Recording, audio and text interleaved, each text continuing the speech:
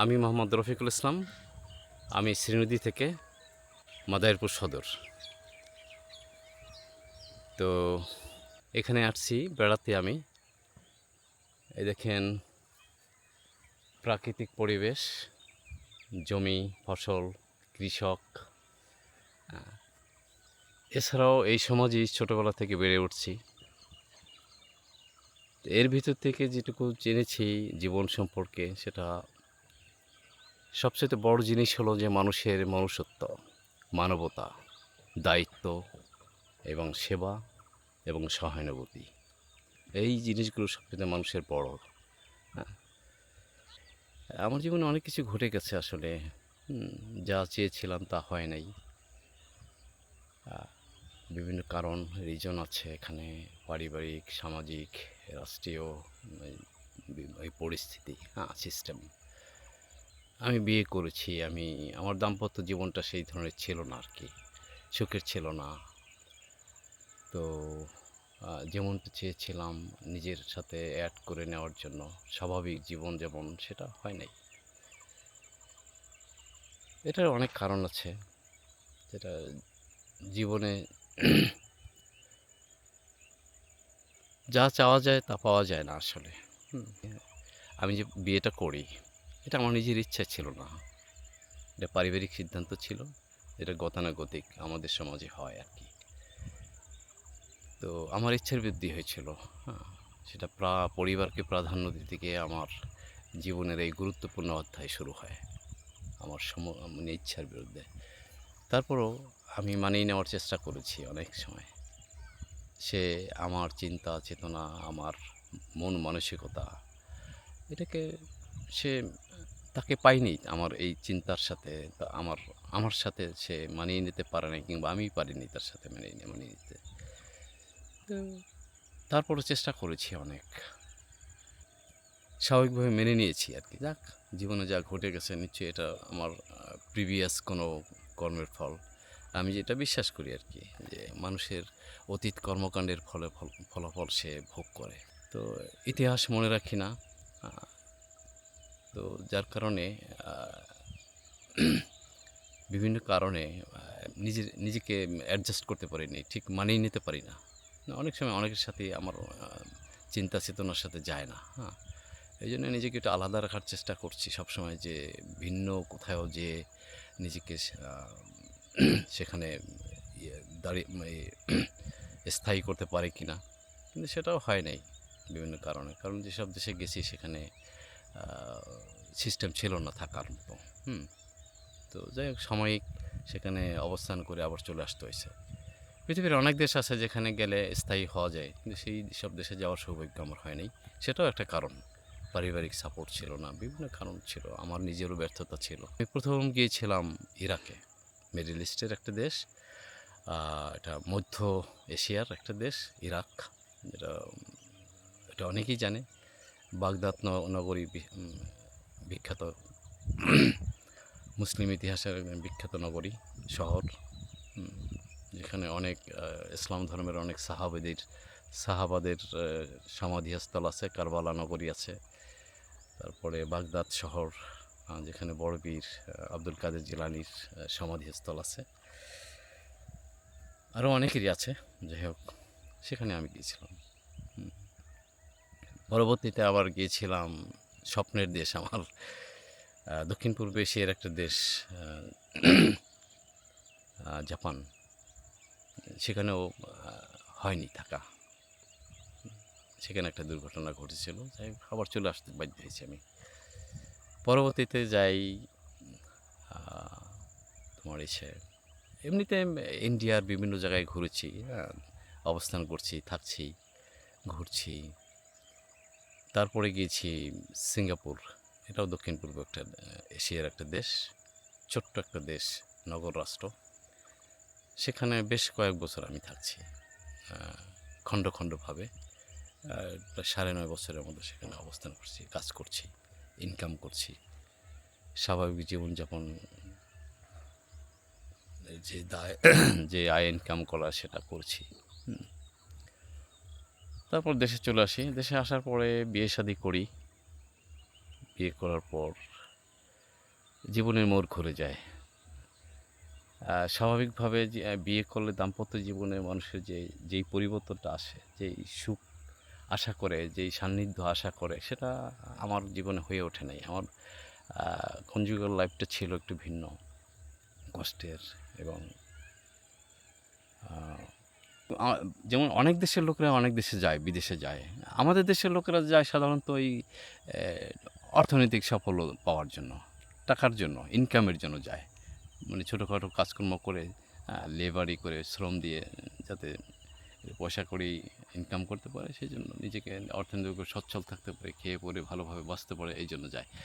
আর এটা আসলে যদি না করেও পরে একটা জাতি যদি সেইভাবে ঐক্যবদ্ধ থাকে, সরকারি যে পৃষ্ঠপোষকতায় মানে কৃষি, শিল্প, কলকারখানা বিভিন্ন ক্ষেত্রে যদি সেইভাবে আহ, পদক্ষেপ নেয় যে এটা এইভাবে পরিকল্পিতভাবে উন্নয়ন করা যায় একটা জাতিকে দাঁড় করানো যায়, সেখানে বহির্বিশ্বে যে কাজকর্ম করে এইভাবে ভিক্ষুকের মতো আমাদের পয়সা ইনকাম করার দরকার নাই। নিজেকে ছোট মনে হয় আসলে বহির্বিশ্বে গেলে। একটা মানে জাতি কিভাবে অন্য জাতির কাছে, অন্য মানুষের কাছে ছোট হয়, ব্যক্তিত্বকে বিকিয়ে দেয়, হ্যাঁ, এটা বহির্বিশ্বে গেলে দেখলে বোঝা যায়। যখন আমি গেছি, যে সব দেশেই গেছি, নিজের কাছে খুব ছোট মনে হয়েছে যে আসলে আমরা কোথায় অবস্থান করছি। আমরা জাতি, আমরাও তো মানুষ, এরাও তো মানুষ, হ্যাঁ, এরা কোথায় আছে, আমরা কোথায় আছি। তো এই জিনিসগুলো ভিতরে কাজ করছে আর কি, যে আমরাও তো পারতাম ইচ্ছা করলে রাষ্ট্রীয় পৃষ্ঠপোষকতা সামাজিকভাবে নিজের ইচ্ছায়, নিজ উদ্যোগে, কেন পারিনি? এটা আমাদেরই ব্যর্থতা, কিংবা সরকারের ব্যর্থতা, বিভিন্ন সিস্টেমের ব্যর্থতা। মানে আমি আমি সবসময় চেয়েছি যে সমাজের কিছু কল্যাণকর কাজ করার জন্য, হ্যাঁ, মানুষের সেবামূলক কাজ করার জন্য। কিন্তু সেটা অনেক সময় সফল হয়নি, হ্যাঁ। তো ব্যর্থ হয়েছি, নিজের কারণে হয়েছি। পারিবারিক সাপোর্টের অভাব ছিল। আ রাষ্ট্রীয় যে বিভিন্ন সিস্টেমগুলো আছে সেখানে ঘাটতি আছে। যার কারণে যেখানে গেলে এই সহায়তাগুলি পাওয়া যায়, সেই পর্যাপ্ত সহায়তা পাওয়া যায় না আমাদের দেশে। এই যে এই যে দাম্পত্যের যে জীবন, এই বিষয়টা, এটা আমাদের সমাজ ব্যবস্থায় অনেক সময় পারিবারিক সিদ্ধান্ত হয়, চাপিয়ে দেয়। যেটা অনেক সময় সফল হয়, অনেক সময় সফল হয় না। আ আবার যে নিজের যে পছন্দ অপছন্দের বিষয়টা আছে, লাইফ পার্টনার বেছে নেওয়া, আ আ পছন্দ করে নেওয়া এবং মনের মতো করে নেওয়া, আ সেটা সেটাও সফল হয়, আবার ব্যর্থও হয়। এটা আমাদের সমাজে মিশ্র প্রতিক্রিয়া আছে এই বিষয় নিয়ে, হ্যাঁ? আবার পরিস্থিতি ভিন্ন রূপও হয়। মূল বিষয়টা হচ্ছে নিজের মানিয়ে নেওয়া, ছাড় দেওয়া, মানে স্যাক্রিফাইস করা, একে অপরকে সঠিকভাবে বোঝা, আ তো জানা, হুম? এগুলো হচ্ছে বিষয়। যে একটা বিষয়ে ঝগড়াঝাটি হলো, কিংবা অভিমান হলো, ভুল বোঝাবুঝি হলো, সেটাকে ছাড় দিয়ে নিজেকে নিজেরা মিলেমিশে থাকা, শান্তিপূর্ণ সহাবস্থান করা, হ্যাঁ? এই ছাড় না দিলে হয় না। তা এর পেছনে উভয়ের দৃষ্টিভঙ্গি ভালো মানে পজিটিভ লাগবে, হ্যাঁ? তা পজিটিভ না হলে হয় না।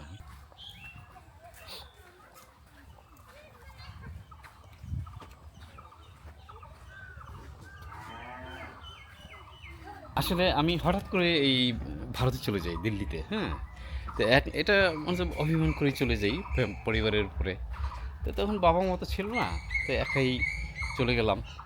আহ, যাওয়ার পরে এক নাগারে 2 বছর থাকলাম। 2 বছর থেকে আবার দেশে চলে আসলাম, যে না আবার চলে যাই আপনজনদের কাছে।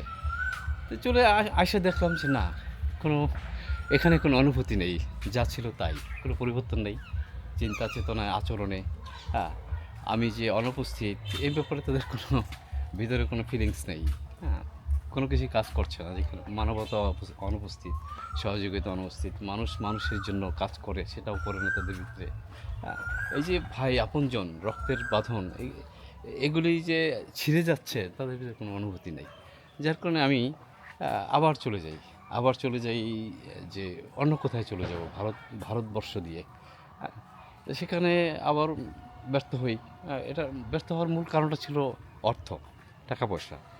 যার কারণে ওখান থেকে আবার থেকে যাই আমি মুর্শিদাবাদে সেই ঐতিহাসিক এলাকা, যেখানে ভগবানগোলা, সেখানে আমি 1 বছর, টানা 1 বছর থাকি। আমার এমনভাবে চলতো যে আমার আমার সাপোর্টে বেশ কিছু লোকজন হয়ে যেত অটোমেটিক ন্যাচারালি, যে কিছু বন্ধুবান্ধব হয়ে যেত, হ্যাঁ। কিছু শুভাকাঙ্ক্ষী আমার জন্য কাজ করতো, যে আমি আমার থাকা খাওয়ার জন্য আমার তেমন কোনো টেনশন করতে হয়নি, হ্যাঁ। তো অটোমেটিক্যালি হয়ে গেছে সেটা প্রাকৃতিকভাবে। আমি নিজেও সেটা মানে ছিলাম না, আশা ছিল না যে আমার এটা হবে, কিংবা কোনো প্রত্যাশা ছিল না। এই যে আমার নিজের পরিবারে হয় নাই, এই ব্যাপারে তাদের খুব কঠোর ছিল যে আমি কেন বসে বসে খাবো, কেন ঘুরি ফিরি, হ্যাঁ, কেন চাকরি বাকরি করি না, হ্যাঁ, এই ছিল তাদের, বসে বসে খাবো কেন, তাদের পরিবারে তাদের অন্ন নষ্ট করব, এই নিয়ে তাদের মধ্যে ছিল, হিসাব কিতাব ছিল আর কি। কিন্তু আমি যেটা আমার বন্ধুবান্ধব করেনি, অপরিচিত লোকজন করেনি, যেটা রক্তের সম্পর্ক না আমার, যে আমার রক্তের সম্পর্কের লোকেরাই বেশি এগুলো করছে আমার সাথে, যেটা আমি অনেক কষ্ট পেয়েছি, বিভিন্ন সময় অভিমান করে দূরে চলে গেছি। মূল কারণ ছিল এটাই আর কি। এখনও আমার সাথে আমার চিন্তা চেতনার সাথে, আমার ভাবনার সাথে এদের কোনো মিল নেই। অনেক মানে এই ব্যাপারে আমি অনেক পার্থক্য আছে তাদের সাথে আমার। এগুলো কীভাবে আসবে, হ্যাঁ, এটা বলা তো থাকে, সেটা যেইভাবেই হোক, কারো থেকে হোক, নিজে অর্জন করে হোক, কর্ম করে হোক, যেভাবেই হোক, একভাবে না একভাবে তার সেটা ব্যবস্থা হয়ে যায়, ন্যাচারালি হয়ে যায়, হ্যাঁ। কিন্তু আমরা এটাকে ভিন্ন দৃষ্টিতে দেখি, ও আমারটা খায় কেন, আমারটা কেন বসে বসে খাবে, অন্য ধ্বংস কেন করবে, ও ইনকাম করে খাক। এই ধরনের মানুষ আপনজন রক্তের মানুষেরাই মানে দূর করে, দূরে ঠেলে দেয়, ফলে মানবতা সেখানে লঙ্ঘন হয়, হ্যাঁ, মানবিক কাজকর্ম সেখানে বাধাগ্রস্ত হয়, হ্যাঁ। সেখানে এই যে মানুষের জন্য যে একটা বিষয় আছে সেটা থাকে না। আমরা যে শ্রেষ্ঠ প্রাণী, সেই শ্রেষ্ঠত্ব থাকে না, হ্যাঁ। এর চাইতে আমার কাছে মনে হয় যে পৃথিবীর অন্যান্য প্রাণীরা আমাদের চাইতে অনেক ভালো আছে। আমি আমার এই তিক্ত অভিজ্ঞতার আলোকে আমি এটুকু বুঝছি যে পৃথিবীতে যে আমরা নিজেদেরকে শ্রেষ্ঠ বলে নিজেরা দাবি করি, আসলে সেই দাবির জায়গাটা কোথায় আমরা প্রমাণ করতে পারি নাই আসলে। আমরা ব্যর্থ, এই কারণে ব্যর্থ যে অন্যান্য প্রাণীদের দিকে তাকালে দেখা যায় তাদের যেটুকু দরকার তাদের জীবনের জন্য, তার পেটের জন্য, তার ভরণ পোষণের জন্য, তারা সেটুকুই নেয়। কিন্তু আমরা তো অনেক বেশি চাই, যা প্রয়োজন তার চাইতে অনেক বেশি। সে যদি প্রয়োজন হয় কাউকে মাথায় বাড়া দিয়ে, কাউকে ঠকিয়ে হলো আমার অনেক বেশি চাই। এটাই হচ্ছে মানুষের চরিত্র। বর্তমান বিগত 200 বছরেও আমরা এটা থেকে শুধরাইতে পারিনি, হ্যাঁ, বেরিয়ে আসতে পারিনি, এখনও আছি সেই তিমিরই। মানুষ হিসেবে যে আমরা কত নিচে নেমে গেছি সেটা আমরা কখনো চিন্তা করি না আসলে। আমরা আমাদের নিজেদের কথাবার্তা, আচার আচরণ, চিন্তা চেতনার ভিতরে আমরা অনেক নিচে আছি। এই সমাজের খুব অল্প সংখ্যক মানুষ যারা ভালো চিন্তা করে, শুভ চিন্তা করে, মানুষ সৃষ্টির কল্যাণের চিন্তা করে,